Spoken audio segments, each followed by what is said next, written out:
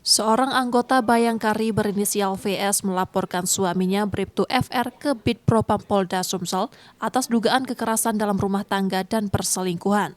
Kasus ini dialami sejak 3 tahun pernikahan mereka dengan terlapor yang kini bertugas di Polres Musirawas Utara. Pelapor mengaku kerap mendapat kekerasan fisik saat menegur suaminya yang diduga menjalin hubungan dengan seorang mahasiswi. Ia bahkan harus menjalani pengobatan psikis dan sempat menerima talak melalui sambungan telepon. Sebagai bukti, pelapor menyerahkan percakapan elektronik, surat pembelian perhiasan, hingga rekaman video call. Jadi waktu dia ketahuan jalan sama cewek itu lagi kan, saya kira sudah dia berhubungan, saya memberanikan diri untuk menelpon mamanya cewek ini kan. Barulah dia mengpublis chat saya selama ini yang dia abaikan. Dia ngomong, kalau kamu berani nelpon ini saya hancurkan ya kamu sama keluarga kamu sekalian. Terus saya bunuh kamu sama keluarga kamu, itu ada buktinya. Itu bukti lewat CCTV dari tempat teman saya. Waktu saya tempat teman saya, dia ngomong kayak gitu.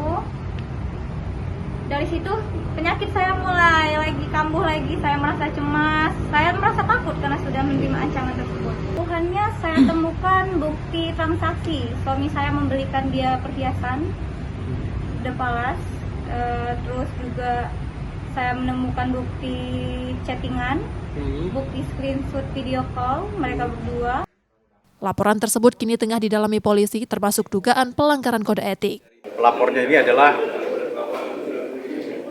istri dari seorang anggota Polres Utara yang melaporkan terkait dengan kasus KDRT ya.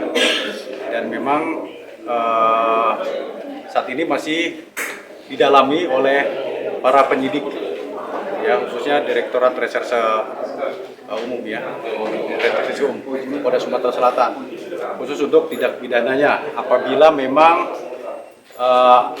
terdapat unsur-unsur yang terpenuhi, jadi masih dalam lidik. Kemudian selain daripada itu, khusus untuk teman-teman dari Bid Propam Polda Sumatera Selatan juga sedang menyelidiki terkait dengan kode etiknya ya. Nah, jadi sama-sama berjalan.